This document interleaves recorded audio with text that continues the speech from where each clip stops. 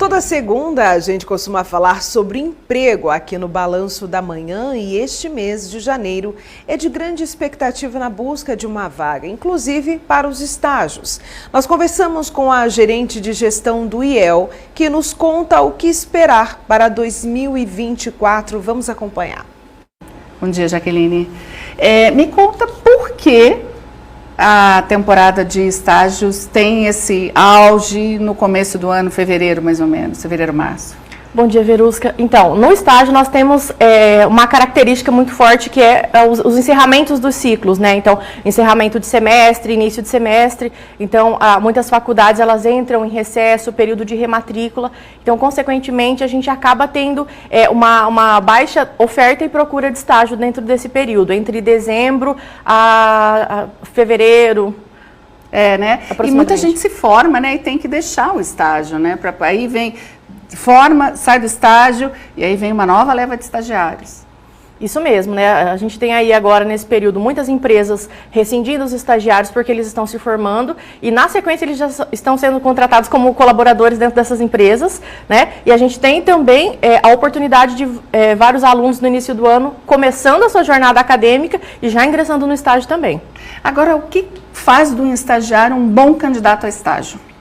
A força de vontade, né, o querer aprender, o querer buscar, eu acredito que são iniciativas fundamentais para você que é estudante ter uma boa colocação, né? Então, as empresas estão buscando, você não precisa saber a parte técnica porque isso você vai aprender. Então, a vontade, né, de aprender, de descobrir coisas novas, de colaborar com a empresa, isso é o diferencial.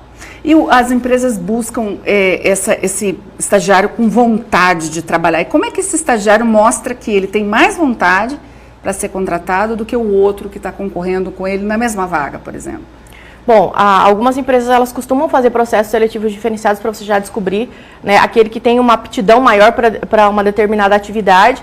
E as empresas também elas costumam fazer alguns testes, né, no dia a dia de forma prática, alguns rodízios de departamento das atividades para verificar onde é que o estudante vai se enquadrar, né? Então, aquele que se destaca, geralmente pela habilidade, pela facilidade, né, buscar essa disponibilidade em aprender, em mostrar que pode colaborar com a empresa, ele faz com que um se sobressaia sobre o outro. Agora, já trabalhando, o estagiário, como é que ele prova que ele é o ideal para aquela vaga que vai abrir ali no futuro? A partir do momento em que ele mostra conhecimento, né, pelaquela atividade, então ele já tem um conhecimento prévio, ele traz ideias inovadoras para dentro daquele processo, né, ele acaba sendo um alvo a ser visto com muito mais facilidade. O estagiário pode fazer pedidos, por exemplo, a minha filha é estagiária, ela fala assim, mamãe, eu tenho vontade de ir para outra área. Não quero ficar nessa área que eu estou, que é mais área operacional, eu quero ir para marketing. Eu faço esse pedido para o meu chefe, ela me perguntou isso, e eu estou te perguntando, um estagiário ele pode manifestar esse desejo de troca de área, desejo de aprender outra atividade, desejo de fazer uma substituição? Como é que ele manifesta isso? Deve, né? Claro, de maneira... Vamos ter que analisar primeiro. O curso que ele está fazendo, porque existem cursos que são muito técnicos, ele permite com que você transite entre várias áreas dentro da empresa, né? Então, se ele permitir, a tua chefia imediata vai ficar muito surpresa e satisfeita em saber que você tem a disponibilidade. Então, a ideia é que o estagiário manifeste para a empresa, eu tenho disponibilidade para trabalhar em tal área, eu gostaria de me desenvolver, de ampliar meu conhecimento dentro da empresa, poderia me passar para tal área? Então, isso soa sempre com bons olhos para aquele que tem um estagiário ali e que pensa no desenvolvimento a longo prazo e contratação de talentos ali dentro da sua empresa.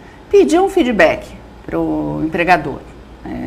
É sempre importante? É importante. No estágio, a gente já incentiva, dentro do IEL e do Sistema FEMES como um todo, por exemplo, a gente já incentiva a fazer um feedback mensal, para que ele saiba também o desempenho, aquilo que ele está indo bem, aquilo que ele precisa melhorar comportamentalmente, nas suas atividades, nas suas rotinas.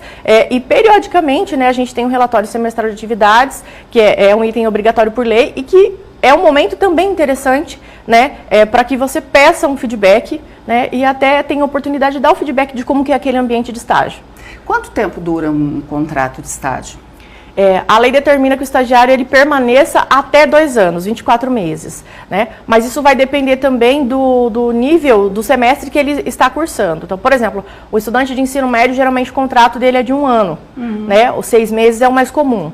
Então, você pode ir renovando até 24 meses. A gente tem que lembrar isso, né? Que tem estágio também de ensino médio, né? Muita gente só foca no ensino superior, e aqui, mas a gente estava focando bem no ensino superior. Qual que é a importância do estágio do ensino médio? Ele é importante porque ele vai, a parte do princípio que o aluno, ele está, principalmente que está no 2º, 3º ano, ele está caminhando para iniciar uma jornada acadêmica de um nível superior ou de um nível técnico.